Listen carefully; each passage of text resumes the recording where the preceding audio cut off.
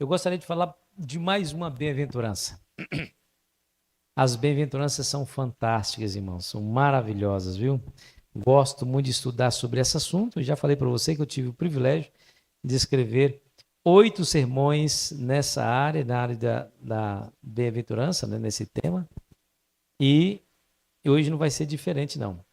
Ô Juninho, eu vou precisar da internet de vocês aqui. A minha não está dando, não sei por quê. Você pode, por favor? Ah, é? Aí ela vai colocar aí para mim?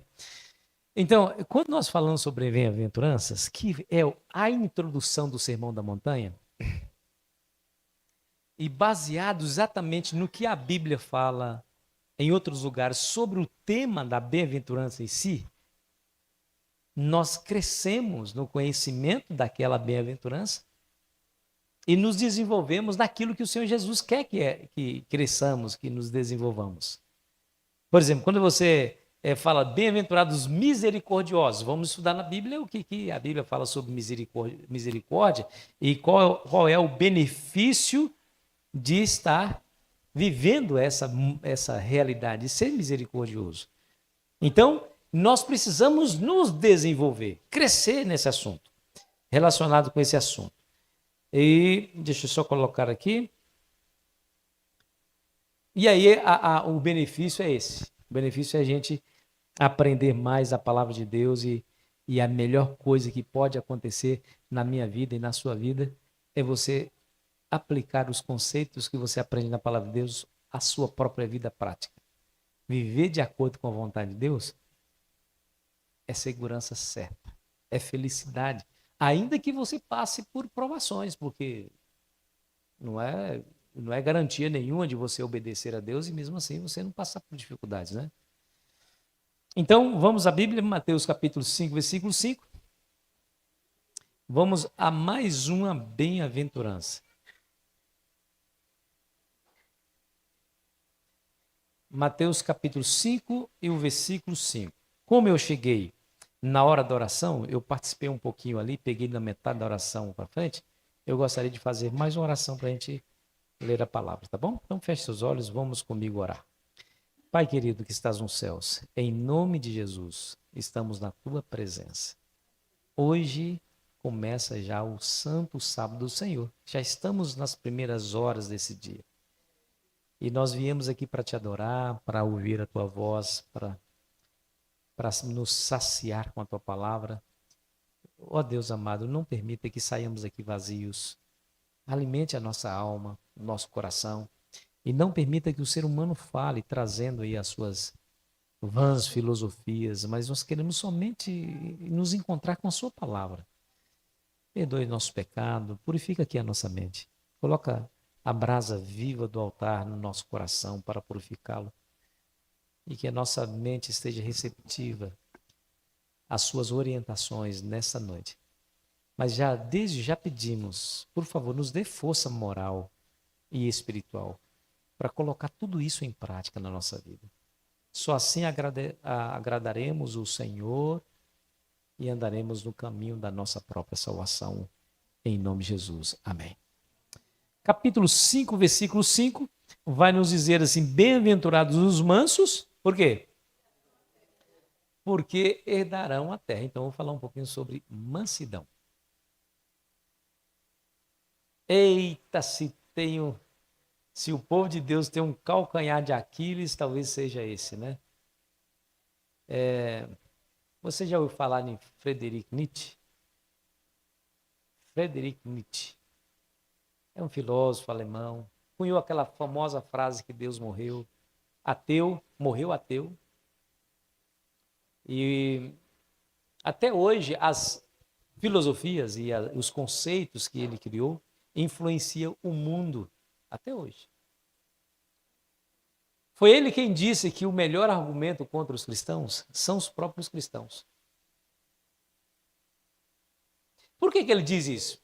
Porque quando os cristãos vivem diferente de Cristo, essa está feito aí a maior tragédia do cristianismo. Jesus, ele diz, amem os seus inimigos e orai por aqueles que os perseguem. Não é assim que a Bíblia fala? Mas e quando os cristãos dizem assim, ó, eu sou cristão, mas não sou bobo. Você já ouviu isso aí, não? E quando o cristão fala assim, ó, eu sou cristão, mas meu braço não é não, hein? Aí eu digo para esse menino, amigo, então corta esse braço, joga fora. Porque é melhor você cortar um braço e entrar maneta no reino dos céus do que com os dois ir para o inferno. Né? Ah, amigos, se tem um desafio para nós como cristãos, é controlar o nosso temperamento. Ah, esse é o nosso desafio. Eu digo que essa é a nossa pedra no sapato.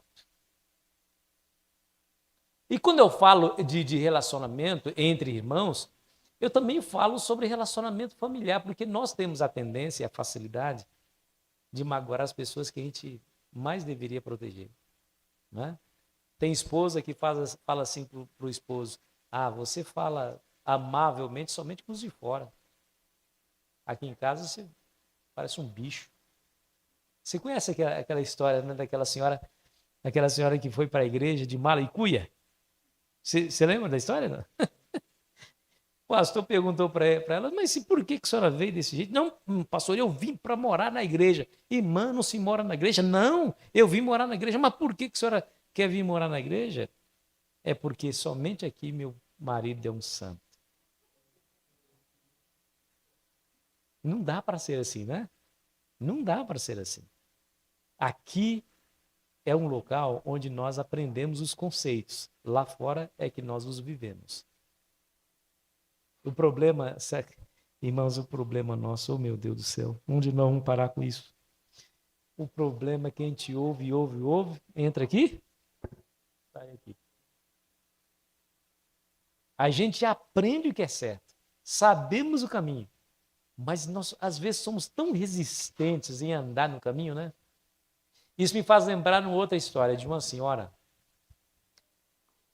cristã de verdade, viu? Pensa numa mulher sofredora, tinha um marido bêbado, alcoólatra, e ela era cristã, mas cristã mesmo. Você sabe o que esse marido dizia nos bares, para os amigos dele de bebida? Ele dizia assim, olha, eu tenho uma esposa que não briga comigo quando eu chego em casa bêbado. Os amigos assim, conversa fiada, qual é a esposa que não briga com o esposo quando ele chega bêbado? Eu posso chegar a hora que eu quiser em casa, eu posso chegar bêbado tanto quanto for possível e minha esposa não briga comigo. Mentira sua! Então vamos lá em casa para vocês verem. E eles todos bêbados, né? Chegaram uns 6, 7 dentro daquela casa daquela mulher e ela bondosamente recebeu os 7 amigos do esposo. 8 com ele, né? E ali na sala, sentaram, colocaram o pé na mesa e fizeram uma bagunça. E a mulher, calma, tranquila. E de repente o homem fala assim, amor, vá fazer uma janta para nós. E ela, tá bom, vou fazer a janta. Foi lá, fez a janta. E quando ele disse isso e ela respondeu dessa maneira, os amigos ficaram de queixo caído. Não é possível, até agora essa mulher não brigou com esse homem. Fizemos uma baderna aqui e ela não reclamou com ninguém. Aí todos eles, os 7, foram lá na cozinha perguntar para a esposa a seguinte questão. Senhora, por que a senhora sempre faz a vontade desse seu marido impenitente? E ela deu uma resposta. Que resposta? Ela disse assim, olha, a Bíblia fala que os bêbados não entrarão no reino dos céus. Eu sou crente, acredito em Cristo, estou esperando uma vida muito melhor que essa que eu estou vivendo agora, que é a vida eterna. Mas meu marido só tem essa vida. E eu me propus a fazer dessa única vida que ele tem, a mais feliz que ela vai ter. Porque é a única que ele vai ter.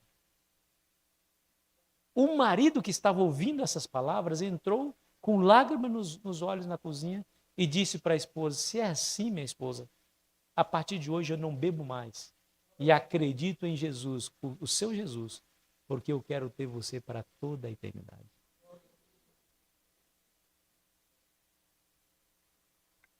É isso aí. Mansidão. Bem-aventurados mansos, porque herdarão a terra. Ou felizes os mansos, né? E aí vem essa pergunta, qual é o desejo de Deus para o seu povo? O que Deus espera que o seu povo seja diante da sociedade que o cerca, né? Alguns personagens da Bíblia me chamam muita atenção. Um deles é Noé. Lembra de Noé? A Bíblia registra de Noé as seguintes palavras. Eis a história de Noé. Não, Noé era homem justo e íntegro entre os seus contemporâneos. Noé andava com Deus. Olha que registro maravilhoso, né? Mas o que dizer de Abraão? Abraão, diz a Bíblia, que ele é homem temente a Deus. Quando ele estava para sacrificar seu filho, Isaac, o anjo bradou lá do céu dizendo, não faça isso, Abraão, porque agora sei que temes a Deus. O homem temente a Deus. E a Bíblia fala que Abraão foi amigo de Deus. Anda na minha presença, Abraão, e ser perfeito. E você será uma bênção para todas as famílias da terra. Que registros magníficos acerca desses heróis da fé, né? E o que dizer, por exemplo, de Davi?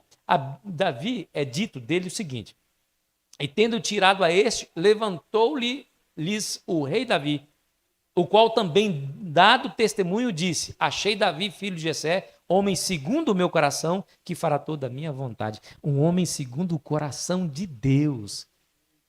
Que coisa extraordinária.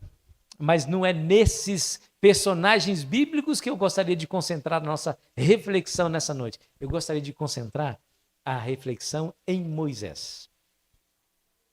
Lembrando que nós precisamos sempre fazer a conexão da história desse personagem bíblico com a bem-aventurança que Jesus nos deu, bem-aventurados os mansos, porque herdarão a terra. Abra sua Bíblia em Números, capítulo 12, versículo 3. Números 12, versículo 3. A Bíblia fala acerca de Moisés as seguintes palavras. 12, versículo 3 de Números. Vou esperar que você abra aí, para que nós possamos ler juntos.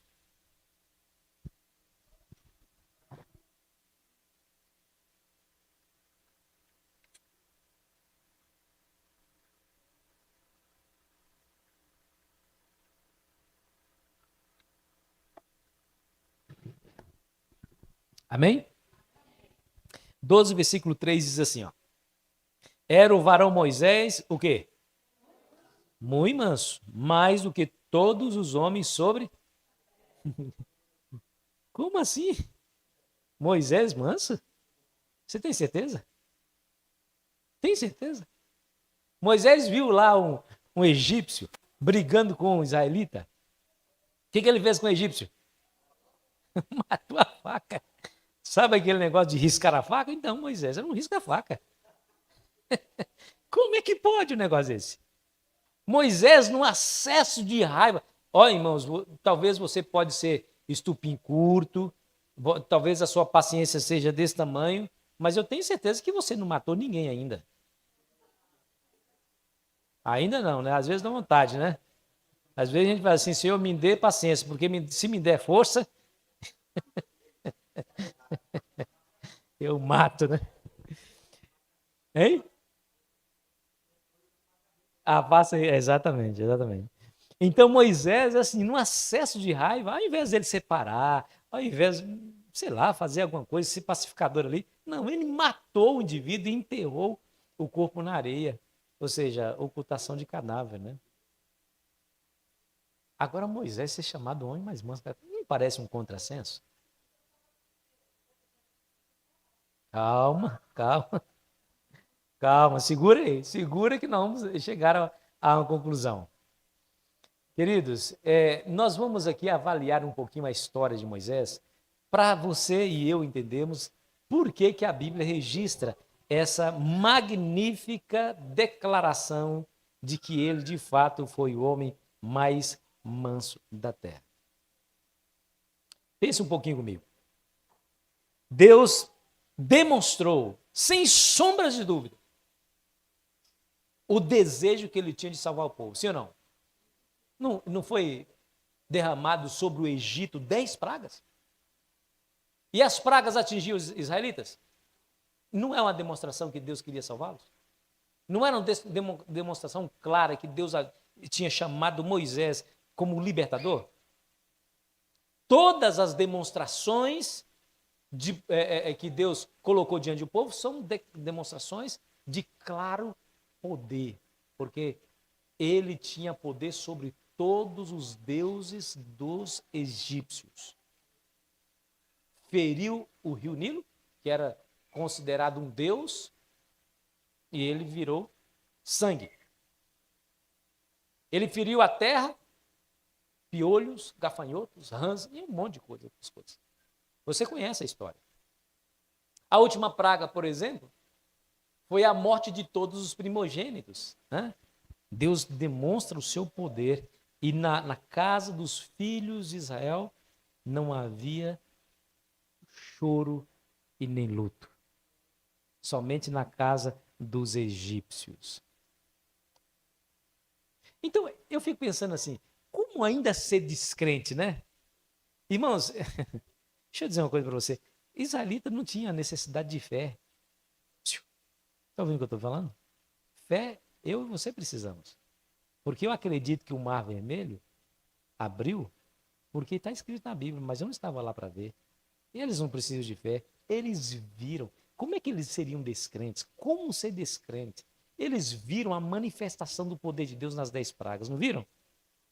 Eles viram a coluna de fogo à noite, gente. Você já viu uma coluna de fogo andando por aí? Quando ela se move, o povo vai atrás. Uma coluna de nuvem para proteger o povo do sol. Você já viu isso? São coisas extraordinárias. Eles estavam vendo diante dos seus próprios olhos. Não havia condição alguma de descrença.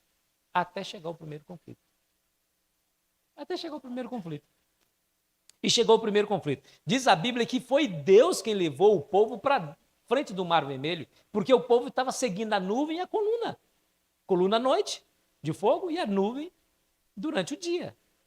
Então, se a nuvem levantasse, eles deveriam, então, levantar acampamento. Por onde a nuvem está indo? Está indo para lá. Então, vamos seguir a nuvem todos. Ah, virou para cá, vamos para cá também. Então, Deus levou, a nuvem levou o povo para frente do Mar Vermelho. Você conhece a história. E no local onde eles estavam, eram cercados de montanhas. Montanha direita, montanha esquerda, na frente de um mar. Você conhece. Quando, de repente, o povo estava parado, sem saber o que fazer, e agora vamos para onde? A nuvem parou também. A nuvem parou. E aí, diz a Bíblia que alguém lá de trás da multidão, 600 mil homens, sem contar mulheres e crianças, passavam facilmente 2 milhões de pessoas. Lá de trás, alguém abre espaço na multidão gritando: Moisés, Moisés, Moisés. E o homem vem correndo, gritando: Moisés, Moisés, Moisés. E de repente ele chega ofegante perto de Moisés e diz: Moisés, Faraó está vindo com todo o seu exército para nos matar. A primeira crise se instalou, irmãos. A primeira crise se instalou. E qual foi a resposta desse povo? Eles disseram assim, ó: não foi isso que nós dissemos para você, Moisés? Lá no Egito? Deixe-nos servir aos egípcios, porque é melhor servir aos egípcios do que morrer nessa praia. Oh, meu Pai. Oh, meu Deus. Deus estava trazendo liberdade para escravos. E eles queriam e desejavam ainda continuar como escravos. Bom, deixa eu fazer uma primeira aplicação aqui dessa história. Primeira aplicação. Quem levou o povo para frente do Mar Vermelho foi Deus. Certo? Deus olha para o seu povo e vê que ainda precisam mudar. Muito. Olha para mim, para você. Fala assim: não, ele não pode fazer. Não, ele não pode pensar o que pensa. Não é possível que ele está pensando aquilo. Não, ele não pode se entregar aos prazeres do pecado como está entregando. Não, não pode. Não é possível ele se entregar. Não, ele não pode ir naquela direção. Ele vê para mim, ele vê a mim e vê você. Ele nos olha e vê assim: não, eles não podem estar do jeito que está. ou estão do jeito que estão. Então,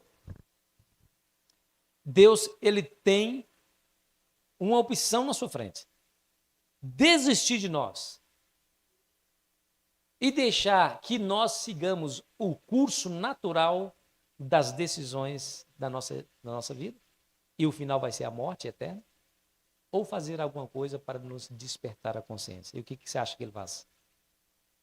Desiste ou faz alguma coisa para despertar a consciência? Com certeza. E como que ele faz isso?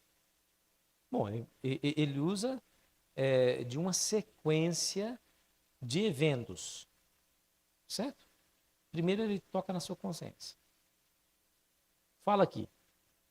Mas às vezes por conta da obstinação é quando você quer muito continuar naquela prática. Você não ouve a voz da sua consciência. Aí ele manda alguém. Mas você está obstinado, você não ouve. Som. Aí ele vai um pouquinho mais avante, quando ele permite que você comece a experimentar as consequências negativas das suas próprias decisões. É como ele dissesse assim, tudo bem, já que você não quer parar, então eu tiro minha proteção. Vai fundo. Aí a gente quebra a cara.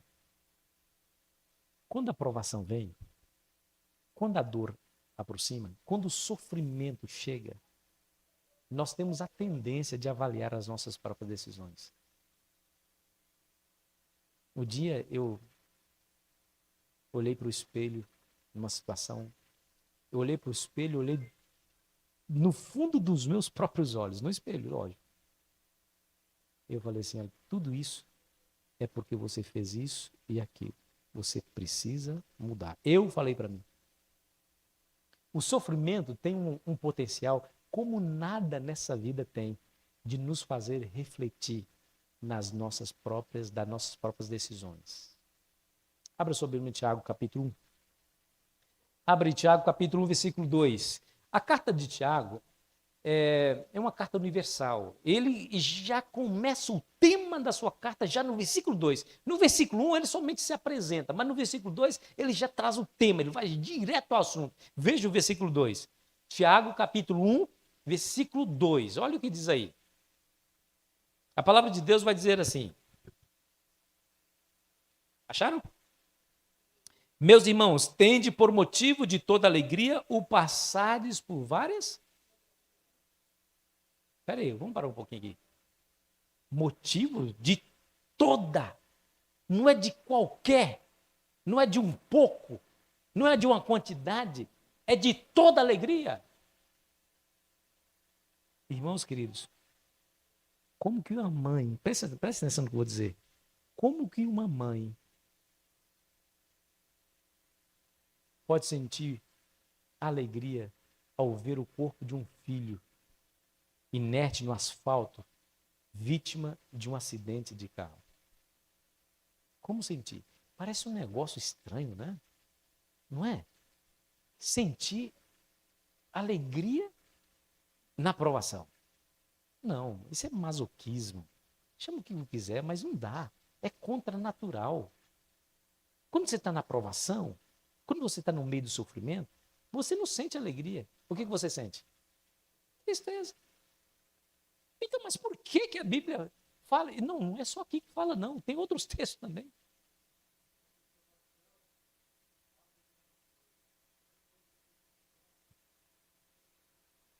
Muito bem. Vamos ampliar. O próprio texto nos dá a resposta. Vamos lá.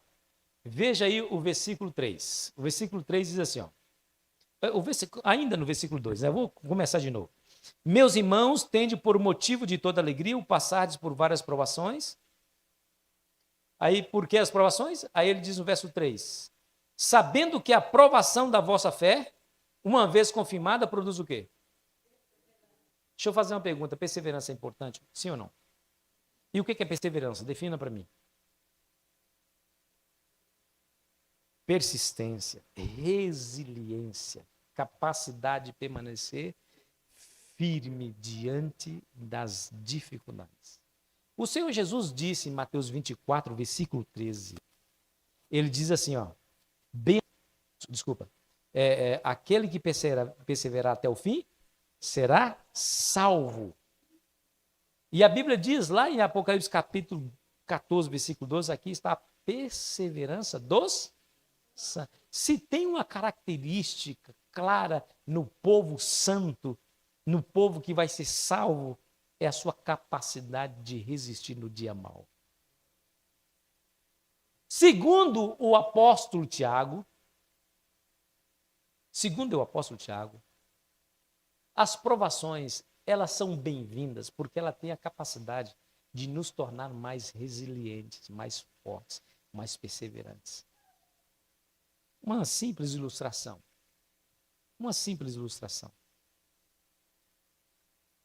Se você não está acostumado a trabalhar na enxada, na roça, e você resolve com aquela força de vontade, né?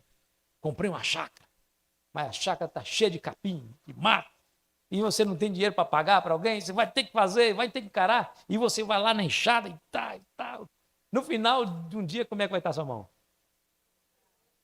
Não, cheia de calos. Calejada é quando o calo vira músculo, né? Vai estar cheia de calos, bolhas, machucadas. Mas o que acontece se você persistir? E lá no dia seguinte, tal, você coloca um pano, coloca umas ataduras, coloca um remédio e tal, e persistir. No final de 30 dias, como é que vai estar a sua mão? Agora vai estar calejada. Mas você continuará fazendo a mesma atividade que lhe causou dor antes e não sentirá mais dor, porque a sua mão se fortaleceu. O que a aprovação causa em mim e você? A aprovação nos fortalece. É claro, eu vou dizer para você que a aprovação só te fortalece quando você tem a visão certa da aprovação. Quando você está perto de Deus, quando você ora bastante, quando você lê a Bíblia, quando você participa dos interesses de Deus nessa terra, aí a aprovação tende a fortalecer você. Se você está longe de Deus, a aprovação te revolta, te entristece. Você abandona o barco, vira as costas para Deus e culpa Deus e o mundo. Por que Deus foi deixar isso acontecer comigo? Deus ouve a oração de todo mundo, menos a minha. Esse Deus não é justo. É assim que algumas pessoas dizem por aí, diante da aprovação. Mas o texto continua dizendo que, sabendo que a aprovação da vossa fé, uma vez confirmada, produz perseverança. Aí ele diz assim, ora, a perseverança deve ter ação completa, porque para que sejais íntegros, perfeitos e íntegros, em nada deficientes. Eita, que coisa maravilhosa, está vendo? No final das contas, o que Deus está querendo fazer? Ele está querendo nos limpar das escórias do pecado. Você sabe o que Ele está permitindo que aconteça na nossa vida, no meio do sofrimento, da provação? Ele permite isso para que você se desenvolva, para que você cresça. É isso que Ele está fazendo. Irmãos, olha aqui para mim. Que força você vai ter diante da maior provação que ainda não veio, se você é fraco nas pequenas provações? Diga para mim. Se você cai na primeira provação, que força você vai ter para enfrentar a segunda? Você está entendendo o que eu estou dizendo? É uma reflexão. Nós estamos aqui para refletir na palavra. O verso 12 do capítulo 1, você está ainda com o Tiago 1 aberto, né? O verso 12 diz assim, ó, porque depois de ter sido aprovado, receberá a coroa da vida, o qual o Senhor prometeu aos que o amam. Percebeu? Eu vou deixar aqui uma frase que é um princípio que eu levo no meu coração, certo? E você vai ter que guardar essas frases no seu coração. Ontem eu falei uma. Você guardou? Esqueceu. Lembra? Fala para mim. Quem lembra aí? Eu vou desafiar você a lembrar a frase que eu falei. Eu foquei bem, assim, frisei bem essa frase. A nossa segurança, lembra? A nossa segurança não pode ser baseada na nossa circunstâncias. Exatamente. Obrigado. Anotou? Legal, legal. É isso aí. Nós não podemos julgar a nossa segurança com base na nossa circunstância. Foi a frase. A frase de hoje, qual que é? Anota aí se você quiser mantê-la no coração para você relembrá-la depois. A frase é: Deus nos ama tanto que é incapaz de deixarmos como estamos. Olha, não é interessante isso? Qual que é o tempo da prova? Ainda não, segura um pouquinho. Qual que é o tempo da prova? Quanto tempo eu e você somos provados? Vida inteira. A vida toda. Todos nós seremos provados até o último instante da nossa existência. Meu sogro, com 90 anos, com mal de Alzheimer, cego, ele saiu, ele morava numa casa que é em cima, no segundo piso, né? Tinha uma escada sem, imagina, gente, uma escada sem corrimão. Ele cego, foi tateando, chegou na escada, no primeiro degrau, ele tropeça, rola até a metade da escada. Da altura dessa parede aqui, ele cai e bate a cabeça no chão com toda a violência. 90 anos, que provação, né? Infelizmente, ele morreu em consequência dessa queda, mas não morreu no mesmo dia. Foi para o hospital, tal, se tratou, voltou para casa, mas foi complicando cada vez mais. Depois ele voltou para o hospital, internou, não saiu mais, morreu. Que provação. Que provação. Quanto é o tempo da provação? É o tempo enquanto você estiver vivo. Muito bem. Deus leva o povo de propósito para a frente do Mar Vermelho. E todos ali ficam parados, esperando o que Deus irá fazer. Né? Muito bem. Foi agora que Deus disse algo que eu gosto muito. Se Deus me perguntasse, me pedisse opinião, eu daria algumas sugestões para Deus, né? Se Deus perguntasse assim, ô Leandro, me diga assim, o que você faria no meu lugar quando o povo reclamou, querendo voltar para o Egito, lá na frente daquele mar, o que você diria? Eu diria assim para o Senhor, eu faria diferente. O Senhor chegou para o povo, para Moisés, e falou assim, peça o povo que marche. Mas marchar para onde, Senhor? Peraí. Oh, Senhor, peraí. Faz o seguinte, abre o Mar Vermelho primeiro, parede de água de um lado, parede de água do outro. Agora peça o povo que marche. Quando o Senhor falou, marche, as ondas vinham e quebravam na praia, como sempre acontece. Ah, Senhor, assim não se faz. Ainda bem que Deus não pediu a opinião, né? Ainda bem. Deus pediu para Moisés, peça o povo que marche. Mas marchar para onde? Aí quando o primeiro que acreditou e obedeceu e entrou no mar, que foi Moisés, o milagre aconteceu. Põe um pé na água, né? Como diz a música. Põe um pé na água e o milagre acontece. Aí Deus dá a demonstração maior demonstração do seu poder ao abrir o Mar Vermelho. Gente, que coisa interessante. Você já viu? Abrir um mar, abrir um rio já é muito difícil. Agora um mar? O que é isso? Que coisa extraordinária, né? Que coisa extraordinária. Muito bem. Eles atravessaram o mar. Lá do outro lado da margem, os egípcios entraram no meio do mar também, já estavam do outro lado da margem, quando Deus fechou o mar em cima dos seus inimigos, libertando completamente o seu povo. Libertou completamente. Agora ninguém mais duvidaria, né, Lúcio? Não é possível. Não, peraí. 10 pragas no Egito, o povo na frente do Mar Vermelho duvidou. Deus foi lá e abriu o mar. O povo passou, matou todos os seus inimigos. Agora ninguém mais, diante de qualquer dificuldade, ninguém mais vai murmurar, ninguém mais vai ter rebeldia.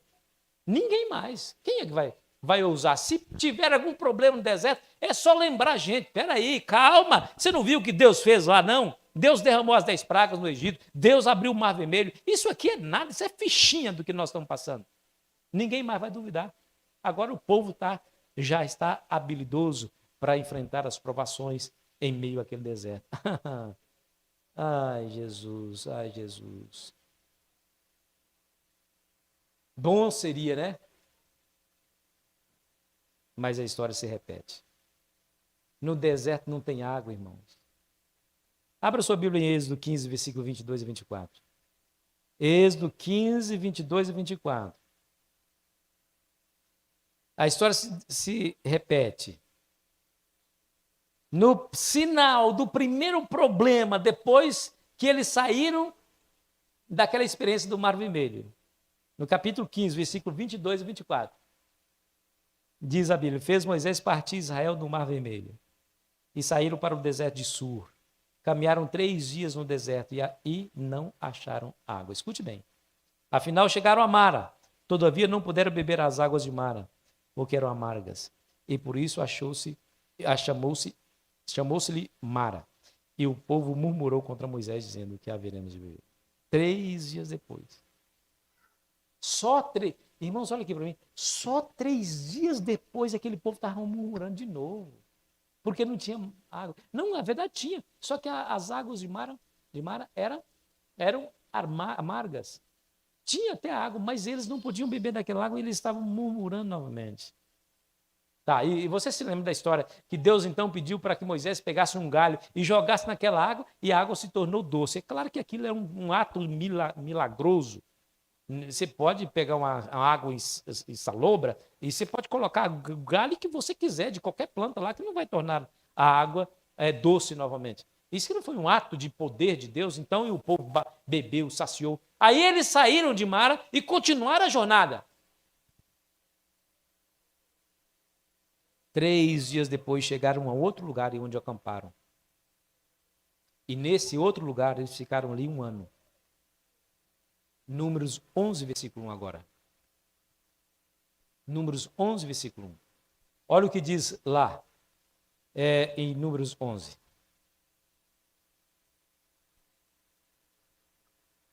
Queixou-se o povo de sua sorte aos ouvidos do Senhor.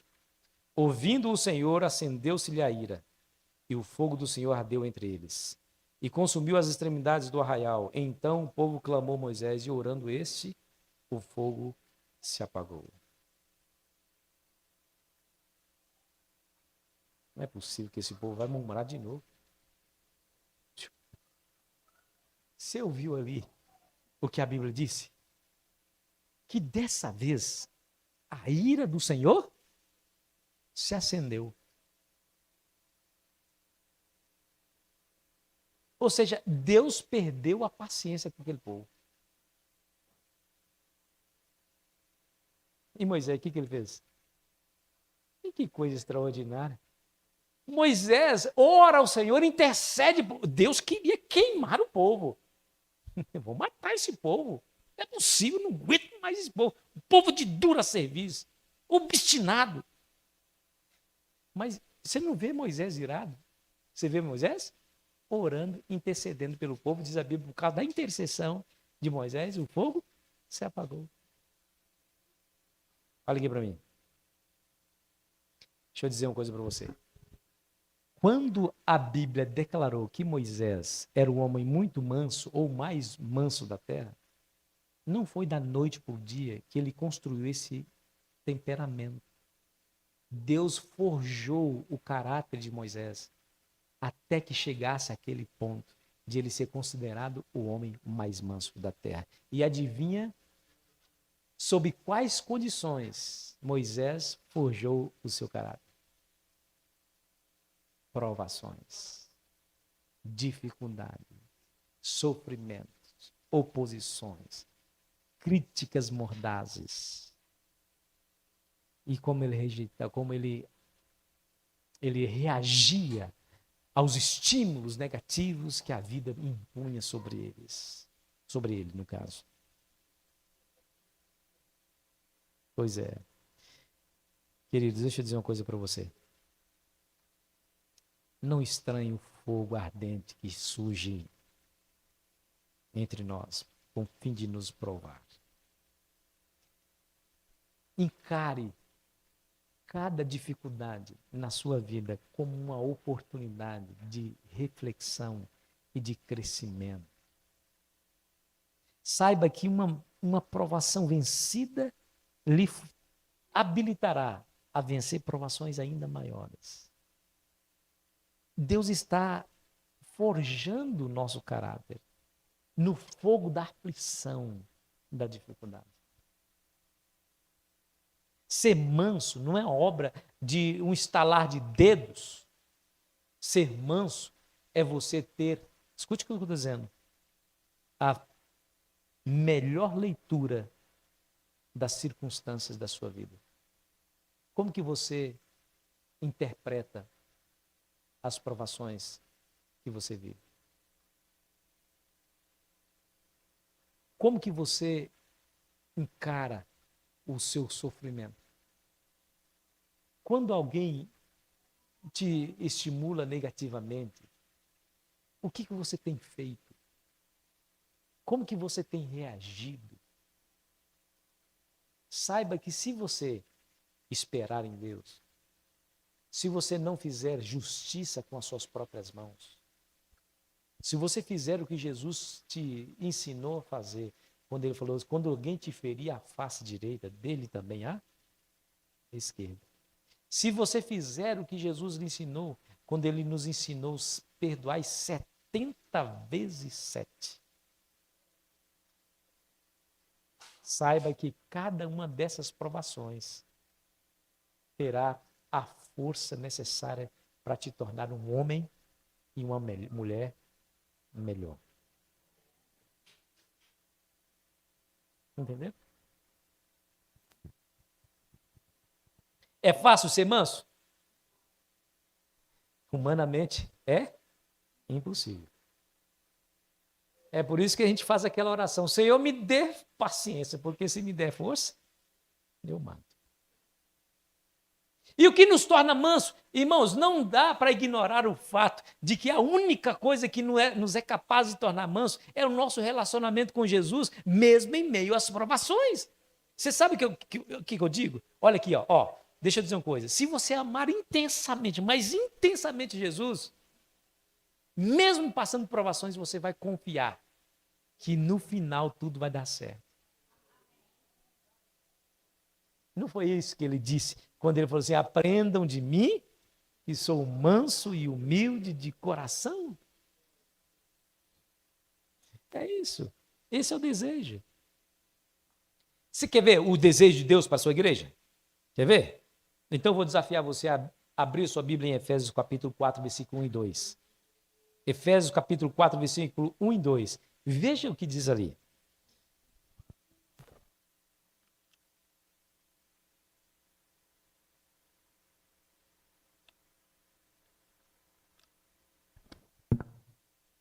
Agora sim, viu, meninos? Agora sim.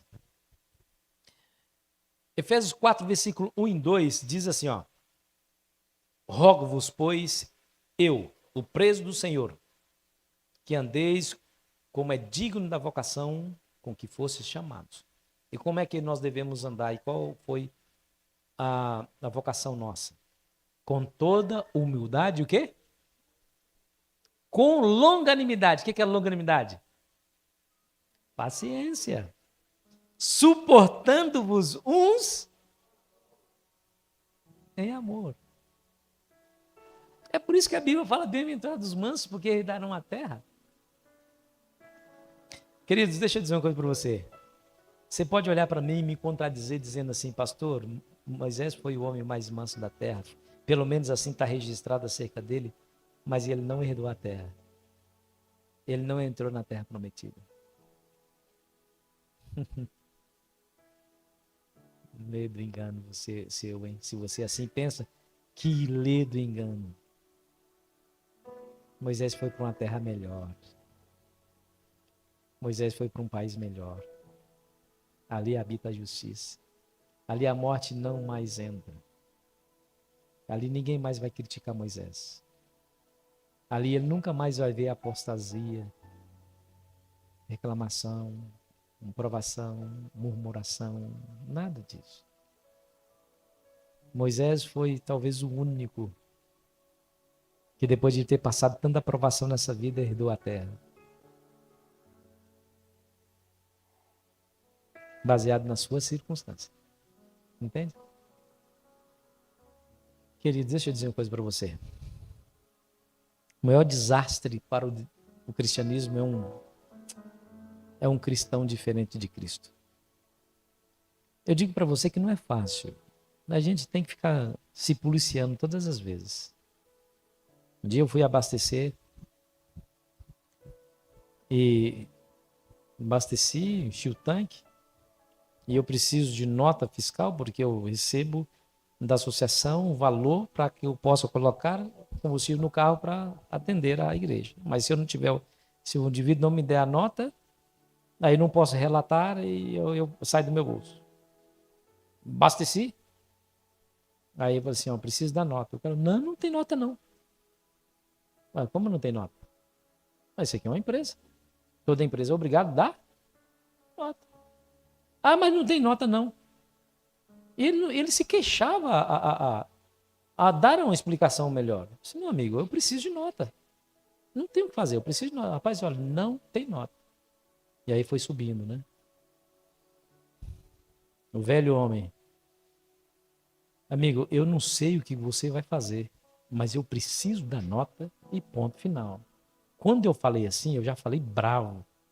A minha esposa estava do lado, deu uma cutucão e disse assim, olha para sua camiseta. Olha para sua camiseta. Minha camiseta? O que tem? Eu olhei. Estava escrito assim na camiseta, quer estudar a Bíblia? Conte comigo.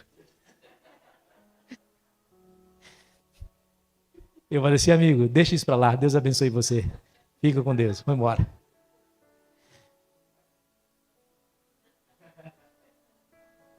Queridos, deixa eu dizer uma coisa para você. Nós temos ou não temos que ficar nos policiando?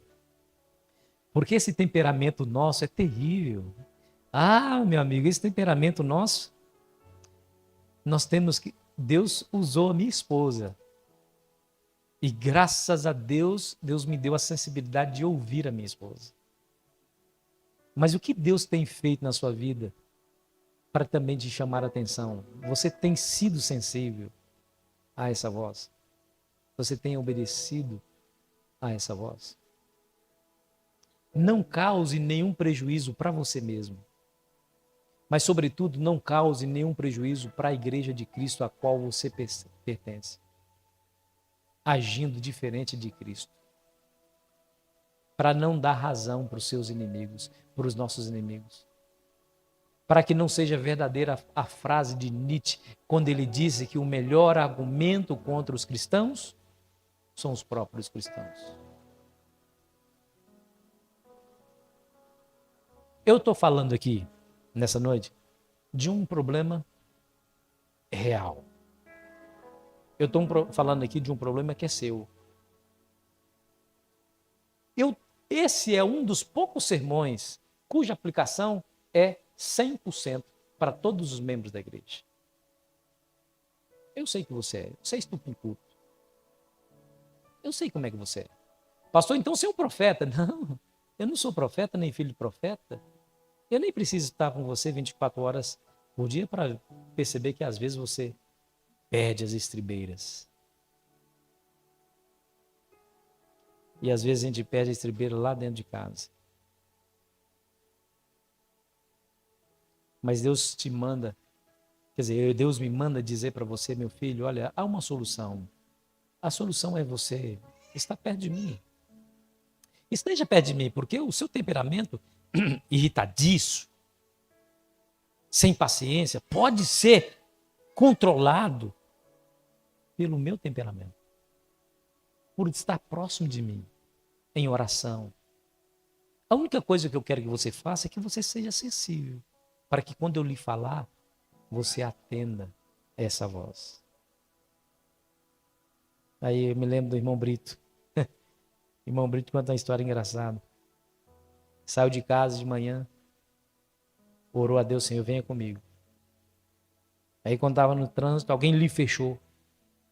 Quando o cara fechou, buzinou alto e colocou aquele dedo do meio, né?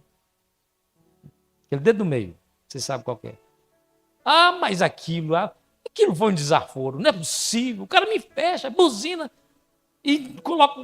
Que mal educado. Aí ele saiu atrás do indivíduo, buzinando e dando farol atrás do indivíduo. De repente ele teve a oportunidade de passar do lado e fechar o cara ali e sair lá para falar tudo o que ele merece ouvir. E ele saiu, bateu a porta e foi lá na frente. O cara já estava amarelo de medo. O que esse homem vai fazer comigo, né? E tal, no percurso do carro dele até o carro do indivíduo, o Espírito Santo falou para ele assim: eita, cristãozinho frajuto, é assim que você vai fazer? Ele contando. Aí agora, ele já estava no percurso, o indivíduo estava esperando uma reação, o que ele ia fazer? Meu Deus, o que eu vou fazer?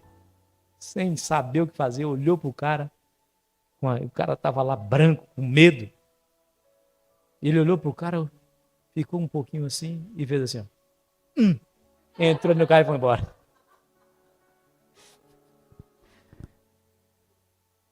Seja sensível à voz do Espírito Santo, é só isso. Perder a paciência, se irritar, isso é natural de seres humanos, pecadores, assim como eu e você. Mas feliz é aquele que está com o ouvido aberto à influência do Espírito Santo. Exato. Ouça a voz do Espírito, ouça. E quando ele disser para você, não faça isso, obedeça. Se assim você fizer, eu te garanto, você será mais feliz.